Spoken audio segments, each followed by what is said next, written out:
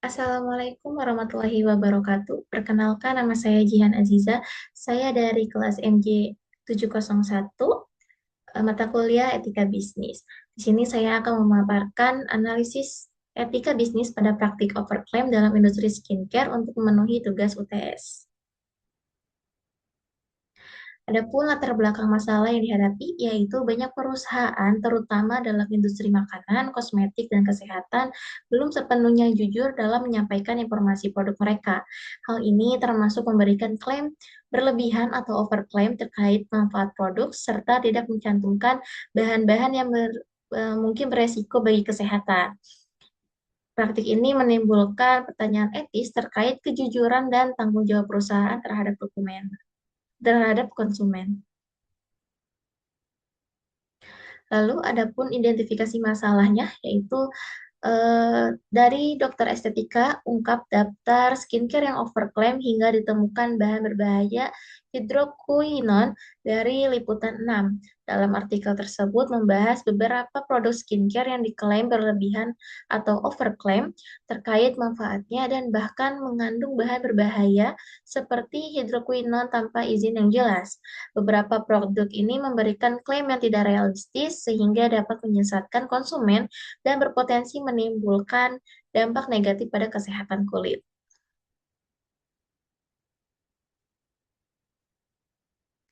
Lalu ada pun analisis yang akan dibahas dalam eh, presentasi ini, yaitu yang pertama ada bagaimana sudut pandang pribadi dan teori etika bisnis terhadap overclaim produk tersebut. Lalu yang kedua ada identifikasi masalah etika bisnis yang muncul dan dampaknya.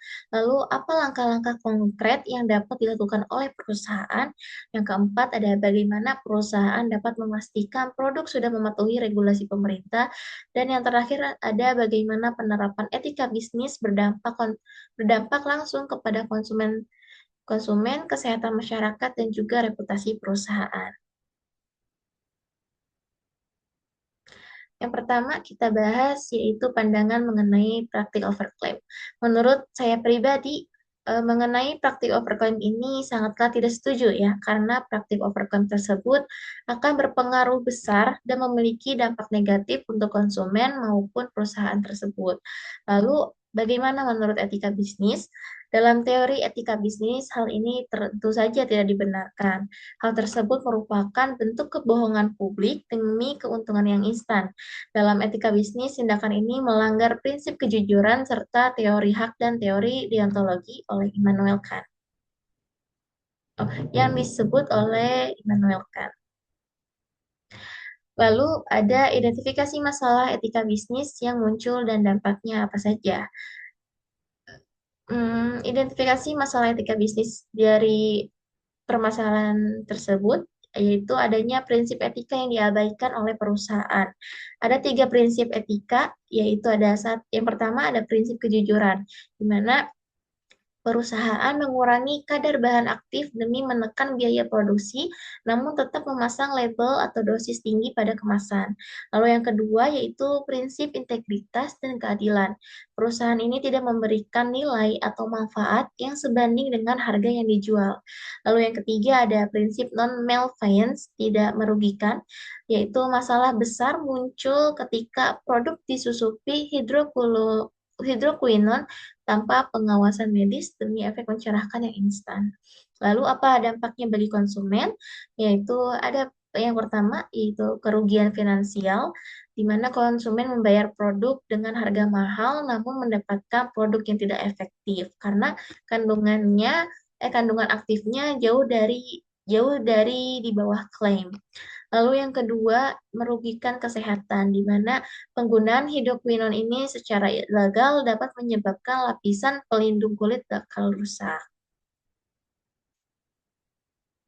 Lalu apa saja penyesuaian, langkah-langkah penyesuaian untuk perusahaan agar sejalan dengan etika bisnis, maka perusahaan dapat mengambil langkah konkret sebagai berikut.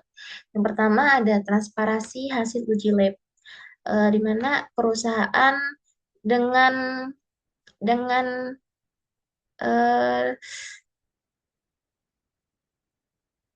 di mana perusahaan dapat mempublikasikan hasil uji labnya untuk membuktikan kandungan produk mereka nyata. Lalu yang kedua yaitu audit internal pada maklon atau pabrik produksi, di mana perusahaan wajib mengontrol kualitas produk dengan ketat sehingga terjamin keamanannya. Lalu yang terakhir ada edukasi pemasaran yang etis dengan mengubah strategi komunikasi pemasaran secara realistis. Adapun selanjutnya yaitu kepatuhan terhadap regulasi pemerintah. Regulasi terkait keamanan kosmetik dan skincare ini diatur oleh BPOM. Di antaranya, yang pertama ada Peraturan BPOM Nomor 23 Tahun 2019 tentang persyaratan teknis bahan kosmetika, yaitu mengatur bahan apa saja yang dilarang, termasuk pembatasan ketat hidroquinone yang hanya boleh diresepkan oleh dokter atau obat keras, bukan kosmetik bebas.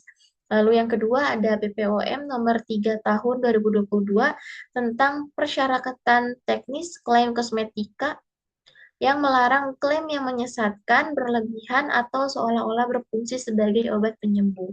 Lalu, langkah yang dapat dilakukan perusahaan untuk melakukan mematuhi regulasi pemerintah yaitu memastikan setiap produk memiliki izin edar BPOM resmi sebelum diedarkan.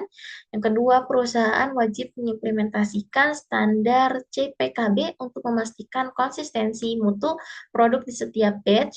Lalu yang ketiga, yaitu melakukan uji laboratorium sesuai standar yang diterapkan oleh dokumen teknis ASEAN Cosmetic Directive atau ACD yang diadopsi oleh BPOM. Selanjutnya yaitu dampak penerapan etika bisnis yang baik dan benar oleh perusahaan, yaitu dapat meningkatnya kepercayaan konsumen sehingga brand loyalty akan terbangun secara alami. Lalu yang kedua ada reputasi perusahaan yang akan berkelanjutan atau sustainability. Lalu yang ketiga yaitu peningkatan kesehatan masyarakat dengan memakai produk yang aman. Baik, baik, cukup sekian dari saya. Wassalamualaikum warahmatullahi wabarakatuh.